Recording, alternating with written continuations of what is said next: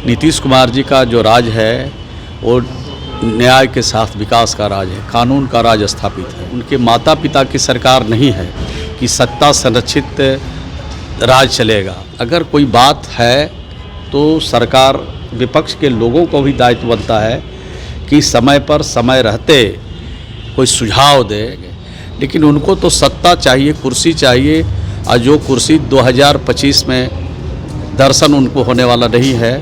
गरीब का घर उनको बनवाना है नहीं, नौकरी उनको देना नहीं है। नौकरी देना है तो कुछ ज़मीन ही लिखवा लेना है।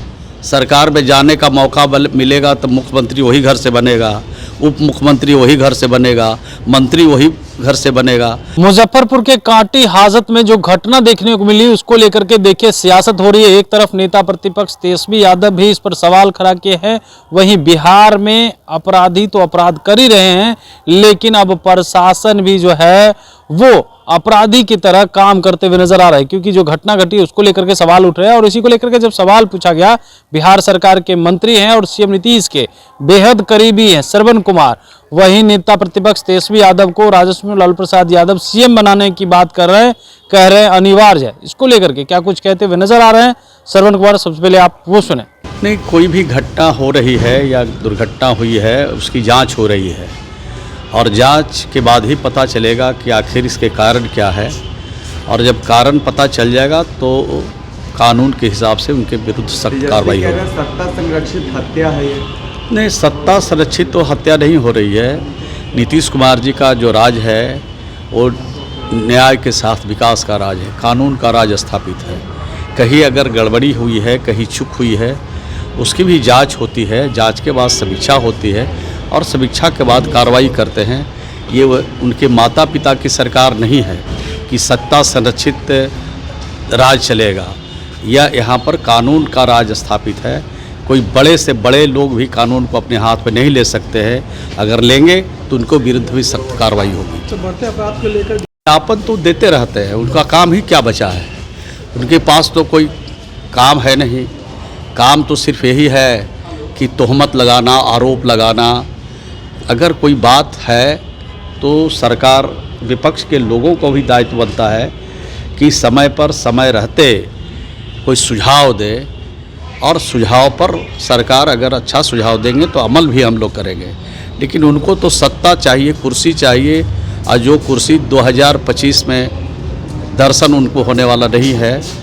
अभी इंतज़ार करें, बिहार की जनता की और खिदमत करें और सेवा करें, बेहतर सेवा करें, तब हो सकता है कुछ जनता उनके बारे में सोचे। लालू यादव आपके गृह जिला मुख्यमंत्री नीतीश कुमार के गृह जिला गए थे और कह रहे थे तमाम लोग एकजुट होइए, तेजस्वी यादव को मुख्यमंत्री बनाइए। तो और दूसरा काम क्या बचा हुआ है उनके पास?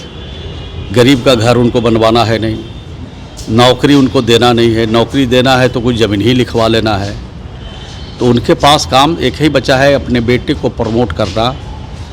हमारा तो पूरा परिवार बिहार है, हम पूरे बिहार के लोगों की चिंता करते हैं, हम पूरा परिवार की चिंता करते हैं। उनको चिंता अपने परिवार का है, बेटा का, बेटी का। जो नौकरी मिल रहा है वो अपने उनके घरे में ना सबको मिल रहा है। एमपी तो उसी घर में बनेगा, एमएलए तो उसी घर से बनेगा। सरकार में जाने का मौका मिलेगा तो मुख्यमंत्री वही घर से बनेगा, उप मुख्यमंत्री वही घर से बनेगा, मंत्री वही घर से बनेगा। दूसरे के तो चिंता करनी नहीं है, तो जो ठीक ही है, वो तो जो कह रहे हैं वो अच्छा ही बात। नालंदा में कितना असर पड़ेगा? नहीं, नालंदा में क्या बिहार में असर पड़ने वाला नहीं है। नालंदा तो नालंदा है। पूरे बिहार में इस बार पूरी तरह से उनका सफाया होगा।